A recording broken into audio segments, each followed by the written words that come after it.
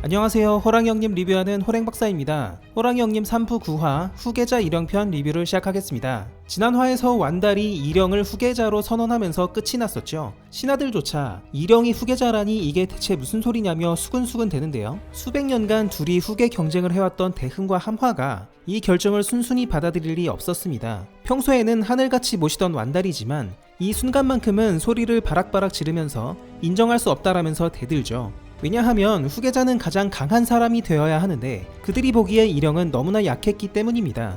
대흥의 말을 들어보면 일영은 타고나길 약하게 태어나서 아버지와 어머니의 기물도 물려받지 못한 놈이었습니다. 여기서 기물이란 칠성월과 사풍주를 말하는 것이겠죠.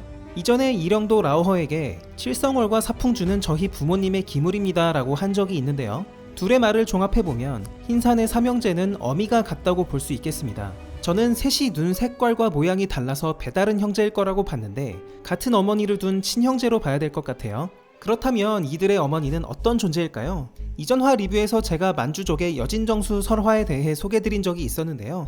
그 설화에는 완달과 여진이라는 젊은 부부가 칠성월과 삼색시를 사용해서 흑룡을 무찌르는 내용이 나옵니다. 만약 작가님께서 여진정수 설화를 차용하셨다면 흰산 삼형제의 어머니는 바로 여진이 될 것 같습니다. 그리고 그 인물은 완달이 흑룡과 싸울 때 독수리를 타고 날아다니면서 삼색시를 흩날리던 이 사람이 되겠죠. 여튼 대흥은 자신은 후계 결정을 받아들일 수 없으며 공정한 기회를 달라고 완달에게 말합니다. 허락하신다면 당장 이 자리에서 일영의 목이라도 꺾어 놓겠다고 으름장을 놓죠. 만약 잘 모르는 사람이 이 장면만 봤다면 대흥이 왕위에 집착해서 동생마저 죽이려는 소인배로 보일 수도 있겠습니다. 하지만 제가 느꼈던 대흥은 그 정도 그릇의 인물은 아니었던 것 같아요. 다만 아바이에게 인정받고 싶은 욕구가 너무 크기 때문에 그런 게 아닌가 싶습니다. 대흥에 대해 몇 화 전 장면들을 되돌아보죠. 대흥은 라오허와 목숨을 건 전투를 벌이면서 속으로 만일 내게 문제가 생기면 함화 너라도 라오허의 힘을 가져야 한다라고 목숨에 집착하지 않는 모습을 보여줬습니다. 칠성월이 라오허에게 돌진할 때 일영이 그 앞을 막아섰는데요. 그대로 둔다면 일영과 라오허를 동시에 쳐서 죽일 수 있었지만 끝내 칠성월을 걷어들였죠. 눈앞의 힘보다는 동생의 목숨을 먼저 챙긴 것입니다. 그리고는 이 모든 게 내가 흰산의 기준에 닿지 못해서 벌어진 일이라고 자책하는 모습도 보여줬죠.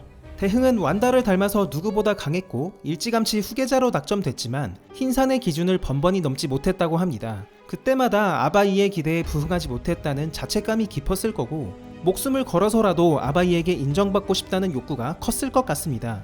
동맹을 쳐서 힘을 얻겠다는 과한 욕심이 여기에서 비롯된 것 같죠. 심지어는 자기가 힘을 얻으려고 큰 싸움을 벌이다가 혹시 죽게 되면 같이 경쟁하던 함화라도 아바이의 인정을 받아야 된다고 생각한 것 같아요. 내가 무슨 수를 써서라도 함화를 이겨서 살아남겠다, 그런 마음과는 거리가 멀었습니다. 그렇게 완달에게 인정받기 위해서 후계 경쟁에 목숨 걸고 임해왔는데 갑자기 함화도 아니고 약골 일영이 완달에게 인정을 받아버렸으니 대흥의 눈이 돌아버릴만 합니다. 완달은 일영에게 다시금 묻습니다. 만약 일영 네가 진심으로 싸움에 가세했다면 라오허를 이길 수 있었겠느냐고요? 완달은 이미 일영의 숨겨진 힘을 알고 있었죠. 일영은 이제 더 숨길 것도 없이 자신이 싸움에 가세했다면 라오허는 죽었을 것이라고 단언합니다. 그리고 그건 허언이 아니라 진짜였을 것 같아요. 라오허조차 막지 못하던 칠성월을 일영은 숨겨둔 힘을 사용하지 않은 상태에서도 꽤나 잘 막아냈었기 때문이죠. 이에 대흥은 자신은 말뿐이 아니라 실제로도 라오허를 거의 잡을 뻔했다고 주장합니다. 진짜긴 하죠. 라오허가 칠성월의 힘에 짓눌려서 당하기 일보 직전이었으니까요. 하지만 완달은 이를 인정하지 않았습니다. 그것은 기물의 힘이지 너의 힘이 아니다. 대흥과 함화 너희들이 칠성월과 사풍주가 아니었다면 과연 라오허와 싸울 수 있었겠느냐고 반문합니다. 기물의 힘에 지나치게 의존해서 스스로를 한계에 가둔 꼴이 되었다는 거죠. 두 형제와는 대조적으로 일영은 일찌감치 자신이 형제들을 절대 이길 수 없다는 것을 잘 알고 있었습니다. 더군다나 기물 하나 없이 맨몸으로 형제들과 경쟁을 해야 됐죠. 기물의 도움을 받을 수 없기 때문에 근본적으로 판을 흔들 수 있는 뭔가가 필요했습니다. 그 결과 흩어져 있는 완달의 자식들을 하나하나 죽이고 흡수해서 강해지는 꼼수를 고안했죠. 만약 일영에게도 기물이 있었더라면 약간의 갭을 메꾸기 위해 대흥과 함화처럼 인근의 일족을 학살하거나 하는 식의 방법밖에는 생각하지 못했을 듯해요. 어떻게 보면 불공정하고 도저히 이길 수 없을 것 같은 경쟁에 내몰린 것이 일영에게는 한계를 극복하게 만든 원동력이 된 것 같습니다. 완달은 결과를 인정하지 않는 대흥과 함화를 위해 마지막 시험을 시작합니다. 그는 칠성월과 사풍주를 돌려주는데요. 곧이어 일영에게 칠성월과 사풍주를 제압하라는 명령을 내립니다. 기물은 더 강한 자를 따를 것이기 때문에 일영으로 하여금 감춰둔 힘을 개방해서 대흥과 함화에게 칠성월과 사풍주를 빼앗으라고 명한 거죠. 일영은 긴장 하나 없는 표정으로 아바이의 분부를 받들겠다면서 숨겨둔 힘을 보이기 시작합니다. 이어서 엄청난 기운이 방출되면서 칠성월과 사풍주를 끌어들이기 시작하는데요. 대흥과 함화는 일영의 거대한 기를 느끼고는 경악합니다. 약골인데다가 늘 허름한 옷을 입고 다니면서 허허실실 하던 녀석이 이렇게 엄청난 힘을 감추고 있었다는 것에 놀랐을 거고, 오직 이날을 위해 그 오랜 세월 동안 참아왔다는 것에 두 번 놀랐을 겁니다. 함화는 거의 반쯤 미쳐서 일영에게 그만해 죽여버린다 라며 욕짓거리까지 날리죠. 겉으로는 형이라고 불러주긴 했지만 평소에 얼마나 일영을 깔봤는지 알 수 있는 대목입니다. 결국 대흥과 함화는 더 버티지 못하고 칠성월과 사풍주를 일영에게 뺏기고 맙니다. 완달은 굳이 이 승부를 지켜보지 않아도 이미 일영의 승리를 확신한 듯이 결과를 보지도 않고 노정으로 먼저 걸어가고 있었죠. 그렇게 삼형제의 최종 경합은 종료되었습니다. 장면이 바뀌고 완달의 성에서 장례식이 진행되는 모습이 나옵니다. 최종 경합이 있은 날로부터 그렇게 오랜 시간이 지나지는 않았을 걸로 봐요. 이미 세 형제에게 부여했던 3년 중에 2년이 지났었고, 일영이 최종 후계자로 발탁된 이상 완달은 그동안 미뤄왔던 양위를 즉시 진행한 것 같습니다. 흰산의 주인이 바뀌는 것은 생각보다 빠르게 되지 않고 3년이나 걸리는 거사였습니다. 이전 때의 주인이 먼저 3년간 흰산의 힘을 몸에서 빼낸 후에 다음 때의 주인이 그 힘을 받는 식인 것 같아요. 이 기간 동안 일영은 상제로서 3년의 상을 치르게 되는데요. 이는 앞으로 흰산의 힘을 가진 인물이 3년 동안은 없다는 얘기였습니다. 거기다가 완달이 흰산에 업로드한 힘을 일영에 가서 또 다운로드 받아야 되니 그때 빈틈이 또 생기죠. 일영이 얘기했던 곧 다가올 힘의 공백기에 대비해 동맹이 절실하다라는 것이 이런 뜻이었네요. 완달은 일영에게 힘의 공백기에 외세로부터 흰산과 묘역을 지킬 것을 당부하는데요. 나중에 일영마저 흰산으로 힘을 받으러 자리를 비우면 그때는 칠성월과 사풍주가 스스로 흰산을 지키게 될 것 같습니다. 한편 완달의 앞에는 두 개의 큰 관이 있었는데요. 저는 이 장면을 보고 약간의 소름이 돋았습니다. 대흥과 함화를 꽁꽁 싸매서 관에 가둔 것이었죠. 작은 관이 함화, 큰 관이 대흥인 것 같아요. 완달은 대렴이 끝났으면 가자라고 말하는데요. 여기서 대렴이란 연포로 시신을 잘 묶은 뒤에 관에 넣는 것을 말합니다. 이것은 우리나라의 전통 장례 절차에도 나와 있는 것인데요. 저는 호형에서 이런 요소들이 나올 때마다 개인적으로 너무 좋습니다. 몰입감이 한층 깊어지는 느낌이 들어요. 여기서 전통 장례 절차를 약간 소개하고 가겠습니다. 오늘 호형에서 등장한 3년상은 조선시대 풍습으로 착각할 수도 있는데요. 사실은 삼국시대부터 이미 존재하던 풍습이고 작중 시점인 발해 이전부터도 있었다고 하네요. 3년상 기간 동안에는 돌아가신 부모를 위해서 일체의 행동을 삼가고 상복을 입고 지내게 되는데, 이 기간 동안에는 관직도 그만두고 술과 고기도 안 먹으면서 마지막 효를 다했다고 합니다. 오늘 작품에서 등장한 대렴도 장례 절차 중 하나인데요. 장례 첫날에는 초종이라고 해서 운명한 고인에 대해 슬픔을 표하고 시신을 목욕시킨다고 하고, 둘째 날에는 소렴이라고 해서 시신을 배로 싸서 관에 넣을 준비를 합니다. 셋째 날에는 대렴이라고 해서 시신을 관에 넣는 절차를 거치죠.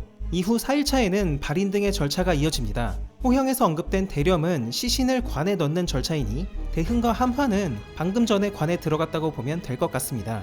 이제 완달은 가마에 타고 아들 둘을 실은 관과 함께 흰산 일족의 묘역으로 이동합니다. 성의 모든 신하들은 밖으로 나와서 절을 하며 에고 에고 어이 어이라고 소리를 내면서 애도를 표하고 계속 절을 하죠. 죽어서 장례를 치르는 게 아니라 스스로 소멸되러 가는 왕의 장례식이라 분위기가 더욱 무거운데요. 일영의 눈물도 이 순간만큼은 가짜가 아니고 진짜로 느껴졌습니다.